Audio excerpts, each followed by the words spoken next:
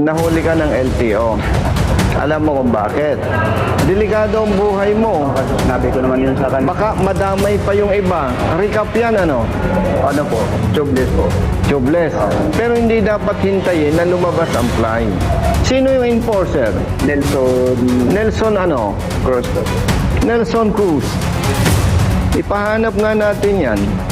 Picturean ko lang, sir. Picturean mo nga yung pangalan yan. Nelson Cruz. Yare, LTO enforcer, pinapahanap ni Colonel Busita. Bakit kaya?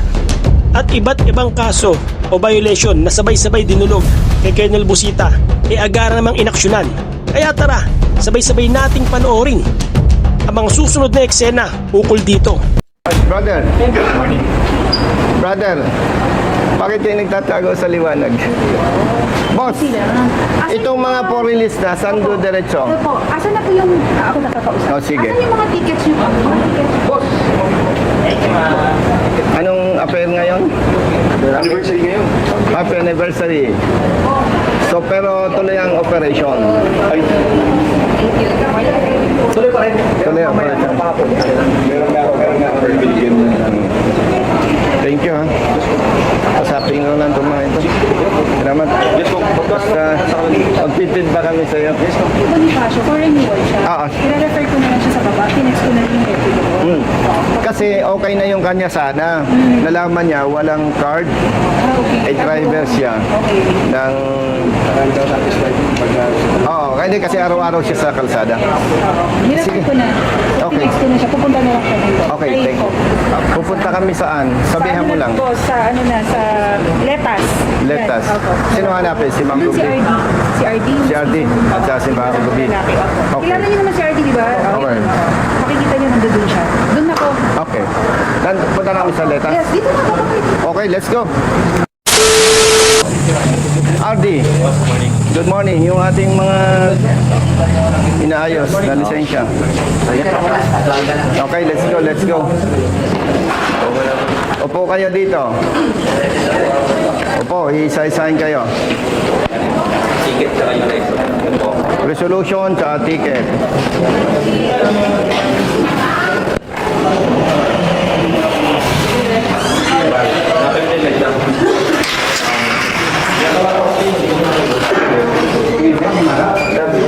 Good morning.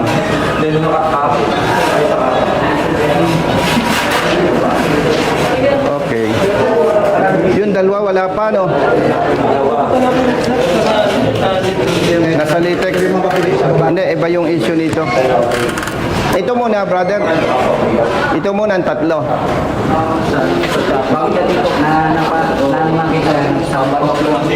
Ayos. Tama. Alvin, yung follow-up, tatlo. Ha? Dalawa lang? Sino? O yung dalawang follow-up lang. Kayong dalawa? Isa lang. O, liga sa chapel. Magdasal muna kayo. Hintayin niyo ako, ha, pag na-release na, ha. Thank you, sir.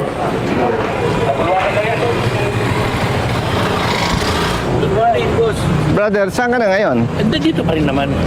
Ba't ilang araw na ako pumunta dyan, di kita nakita? Nakalib ka? Nagkakataon lang siguro. We'll try again. Okay, siyempre. I was there for you, but you know.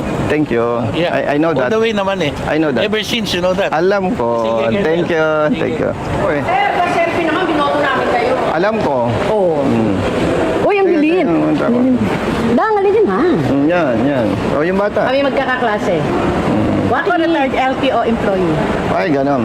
Ako retired COA. Puro retarded na kami. Kasi we're senior, that's why. Ganun? Yeah, we're all... Ano yung sikreto? Ba't di halata?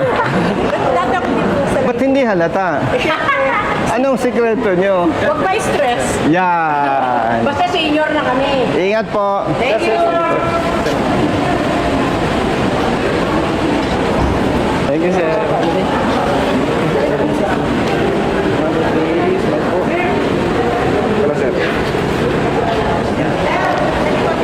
Hello po. Bakit magkamukha kayo? Hindi nga. Ay, empleyado pa na kami sa Hindi kayo magkapatid ang ano niyo, malapit na po. yung nanay niyo. Sir, Picturean niyo. Ma'am, dito ka, ma'am. Hawakan mo, brother. Hawakan mo. Sasama daw sila. May bayad na yon. Oo. Stat department. Yan. Sige.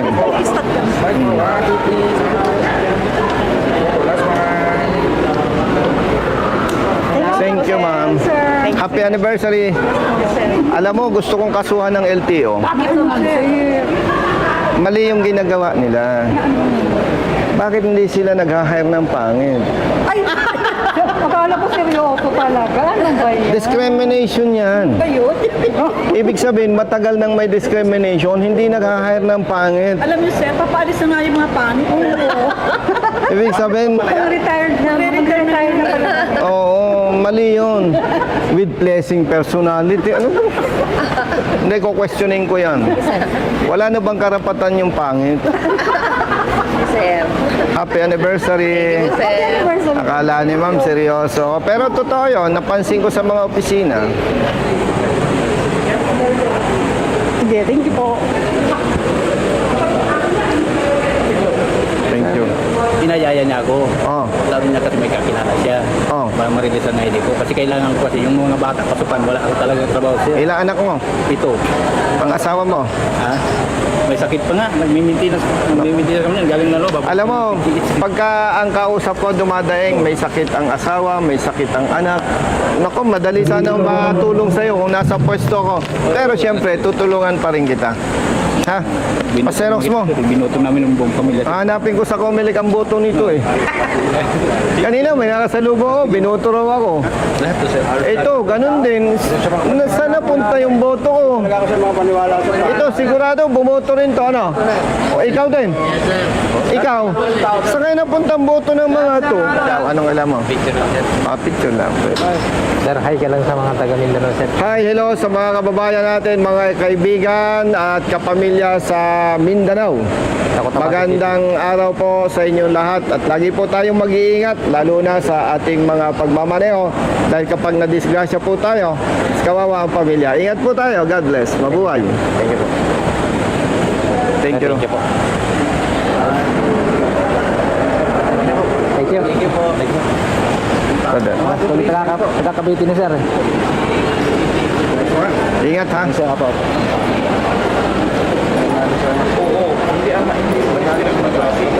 Thank you, sir. Thank you. Thank you.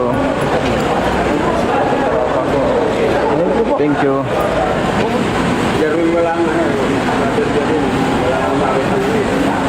Dati ako thumbs up eh. Nalalambutan ako eh. Iba na ngayon, laban.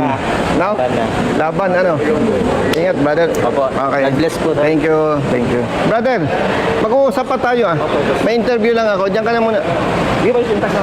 Sige, diyan muna kayo. May interview lang ako. Ha? Hindi ko ako mag-content ito kung saan ako lalaki. Anong naging problema? Yung gulong ko kasi lumabas lang yung ng-fly. Batas talaga yan, brother. Kasi, papasok yan sa defective part. Dahil yung gulong, labas na ang ply. Anong sasakyan? L300 po, delivery. L300 delivery. Kanino yon? Sa boss ko. Sa boss mo. Ang dapat magbayad noon, boss mo. Ikaw bang pinagbabayad? Hindi naman po. Pinapapunta lang niya ako. O yung boss mo? Okay. Natutuwa ako, nahuli ka ng LTO. Alam mo kung bakit? Delikado ang buhay mo. Kasi sinabi ko naman yun sa kanya. Baka madamay pa yung iba. Recap yan, ano? Ano po? Tubeless po. Tubeless. Pero hindi dapat hintayin na lumabas ang fly. Congratulations. Natutuwa ako, nahuli siya ng LTO. Yes po. No? Sino yung enforcer? Nelson ano? Cross po. Nelson Cruz. Ipahanap nga natin yan. Ang galing magtrabaho. Hindi naghingi ng suhol, ano? Hindi po. Oh. Picturean ko lang, sir. Picture mo nga yung pangalan yan. Nelson Cruz. Alam mo, kaya nakakatuwa, yung enforcer ng LTO na si Nelson Cruz, Yes po. sa iba parang simple lang, ano, nanghuli lang. Pero yung buhay ng driver, buhay ng pahinante at nung nasa paligid niya, naliligtas dahil sa tamang trabaho. Ha? Okay. Bahala ka na dyan. Ha? O sige, ingat. Brother, ang lakad mo. naubos yung lisensya. Bumoto ka rin. Siyempre, Hinahanap ko nga yung boto ninyo eh. Bakit halos lahat ng nakakarap ko bumoto pero talo? kaya ang dami. Di bale, may next time pa. Ano yan? Hindi pa natanggal ang alarm sa Valenzuela pero nagbayad na siya. 2024 po, sir. Ay tutulungan natin yan. Sandali lang at ako lang may interview. Papasok lang ako sa kotse. Ha? Maghintay ka na muna doon. May kasama. Thank you po. Dito kayo. Tabi lang. Yung na-release. Ito yung mga patunay na basta tama, kakampi natin ang LTO. Ito yung mga na-revoke ang lisensya dahil doon sa demerit system na pinatutupad ng LTO. Base sa batas na Republic Act 10930, may dalawang layunin lamang ang author. One, kung 5 taon ang lisensya mo at wala kang naging paglabag sa loob ng 5 taon, kapag nag-renew ka, 10 years ang validity ng lisensya na ibibigay sa ng LTO. Ikalawang layunin ng author ng nasabing batas ay maging istrikto ang LTO sa pagbibigay ng lisensya sa pamamagitan ng theoretical and practical driving test. Yun lamang po ang binanggit doon at kung may anomalya doon sa pagbibigay ng lisensya, iimbestigahan at papatawa ng karampatang parusa ang LTO personnel at ang nagkaroon ng lisensya. Ibig sabihin po, napakalinaw na base sa batas, walang iniuutos na mag-set ang LTO ng demerits at mag-revoke ng lisensya base sa demerits. Sila po ang patunay na ang LTO ay maasahan natin at malalapitan kapag may problema. Lilinawin lamang po natin yung naging problema ng mga ito ay base sa implementing rules and regulations na ginawa ng DOTR. Nung lumabas po ang implementing rules and regulations ng Republic Act 10930, wala pa sa posisyon si Secretary Vince Dizon ng DOTR, wala pa rin sa posisyon si Asek Bigor Mendoza, ang LTO Chief, at ang Executive Director, Attorney Greg Puwa. Kaya nililinaw po natin ito. At babanggitin ko lamang uli, meron tayong House Resolution sa Kongreso para magkaroon ng hearing at mabigyan ng kaukulang atensyon itong nasabing IRR na hindi tugma sa naaprobahang batas. Kaya pansamantala, itong ating mga kapatid na drivers na na-revoke ang lisensya dahil sa demerit system ay tinutulungan po natin. So ito po ay idudulog natin sa Secretary ng DOTR through Asek Bigor Mendoza para matuldukan na itong problemang ito dahil talagang ang daming drivers ang napeperwisyo at napaparusahan na hindi naman iniuutos ng batas.